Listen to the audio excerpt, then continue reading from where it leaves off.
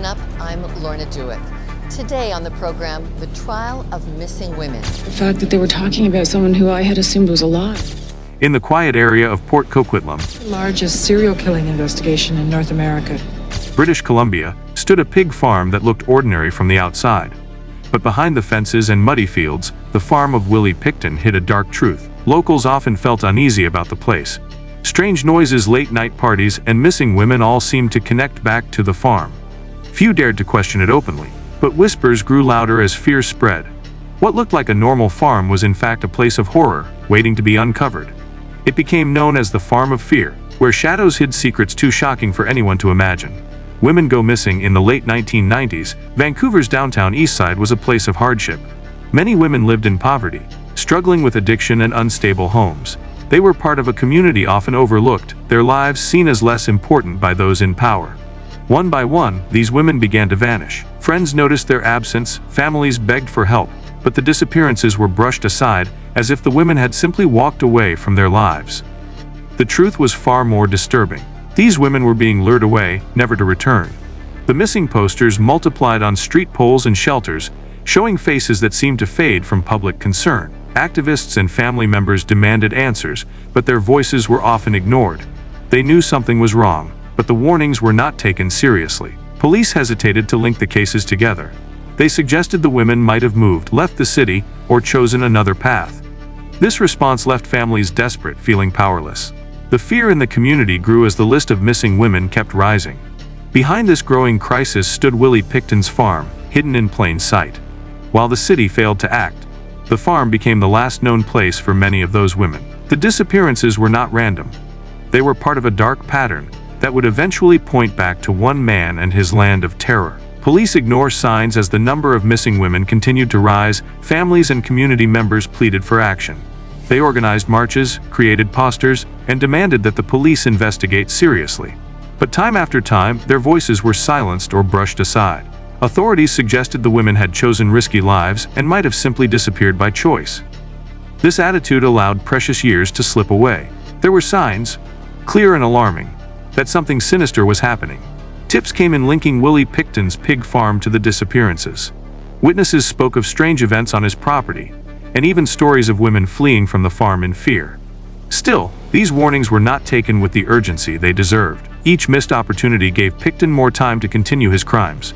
The downtown Eastside community felt betrayed. Mothers, sisters, and friends knew their loved ones would not just vanish without a trace. Yet the police showed little interest, and investigations often stalled. Reports were filed, but real action never followed. This neglect left a wound that went beyond the case itself. It showed how society failed the women who were most vulnerable. The police had chances to stop Pickton early, but by ignoring the signs, they allowed his farm to remain a hidden graveyard for countless victims. When investigators finally searched Willie Pickton's pig farm, the barns revealed chilling evidence. Items belonging to missing women were scattered in the filth. Jewelry, clothing, even identification cards. Blood traces were found on the walls and floors, hidden beneath years of dirt and decay. The pigs, once thought harmless, had become part of the horror, masking crimes no one wanted to believe. Every corner of the barn whispered of lives lost and secrets long buried. People living near the farm had long sensed something was wrong. They spoke of loud noises at night, strange smells drifting from the barns, and women seen entering the property but never leaving. Some described Willie Pickton as odd, with unsettling habits that made them uneasy. Yet their concerns were often dismissed. Only later did their stories reveal how close the truth had always been. Warning signs hidden in plain sight, ignored until it was too late. A secret life exposed on the surface, Willie Pickton seemed like nothing more than a quiet, odd pig farmer. He wore dirty clothes, spoke awkwardly, and appeared harmless to those who passed him on the street. But beneath that simple image was a life far darker than anyone imagined. He often visited Vancouver's downtown Eastside, blending into the community where vulnerable women lived. There, he offered them rides, money, or the promise of food, slowly luring them toward his farm. Behind the gates of his property, his secret life unfolded. Pickton hosted wild gatherings, fueled by drugs and alcohol, where women were brought in and often never seen again. He knew how to target those society ignored, women whose disappearances would not spark an immediate search. His quiet nature hid the predator within, making it easy for him to continue without suspicion. As stories surfaced, the picture of his double life became clear. To some, he was just the pig farmer next door. To others, he was a man with dark connections capable of terrifying acts. The contrast between the public image and the hidden truth revealed just how deeply he had fooled his community. When investigators finally pulled back the curtain, the harmless farmer image shattered.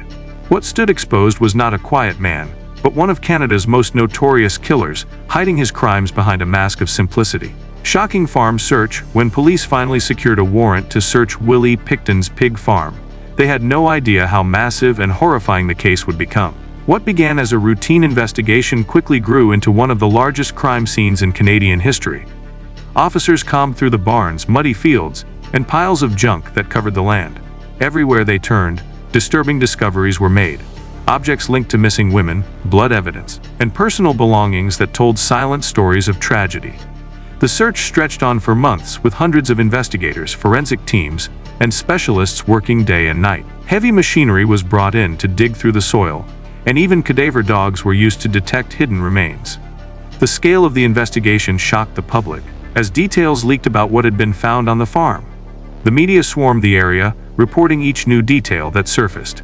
Families of the missing women gathered in grief, realizing the fate of their loved ones might finally be uncovered. What had long been whispers and suspicions was now undeniable fact. The pig farm, once dismissed as just dirty land, became a symbol of horror. The shocking search revealed not only the crimes of one man, but also the painful truth of how long justice had been delayed. Each piece of evidence pulled from the mud marked another life destroyed. Courtroom horror. When Willie Pickton was finally brought to trial, the courtroom became a stage of grief, shock, and anger. Families of the missing women filled the seats, waiting to hear how justice would be served for their loved ones. The prosecution laid out disturbing details of what had been discovered on the pig farm, items tied to victims, DNA evidence, and stories of women who entered the farm but never returned. Each fact revealed was more horrifying than the last, painting a picture of cruelty that stunned the nation. Pickton sat quietly through the proceedings, showing little emotion as the charges were read. Witnesses spoke of his strange behavior, of the women he lured to his property, and of the wild gatherings that masked his crimes. For the families, listening to these details was like reliving the loss all over again. The trial dragged on for months, covered heavily by the media. Every new piece of evidence kept the public in disbelief. Although Pickton was charged with dozens of murders, he was eventually convicted of 6 counts, enough to ensure he would never be free again. Still, many felt justice was incomplete. Dozens of families never saw full answers for their missing loved ones. The courtroom revealed the scale of horror, but it could never heal the deep wounds left behind. For many, the trial was not only about Pickton. It was about a system that failed to protect the women before it was too late. Lasting scars even after the trial ended, the pain of the pig farm case never truly faded. Families of the missing women were left with memories instead of answers, their grief stretching across generations. Many never recovered remains, leaving them without the chance to say a proper goodbye. For them, every mention of Willie Pickton was a reminder of the lives stolen and the justice denied. The community of Vancouver's downtown Eastside also carried the scars. The disappearances showed how easily society had ignored women who were poor, struggling, or living on the margins. Their lives had been treated as less valuable, and that neglect allowed a predator to keep hunting in plain sight. Activists demanded change, calling for police and authorities to finally take the safety of vulnerable women seriously. Across Canada, the case became a symbol of failure and loss. It forced the public to confront hard truths about inequality, policing, and the silence that let evil grow unchecked. Books, documentaries, and memorials kept the story alive, not just to remember the horror, but to make sure it would never be repeated. The scars of the pig farm remain carved into the history of the country. They remind everyone that justice delayed is justice denied, and that forgetting the victims would mean letting the darkness win again.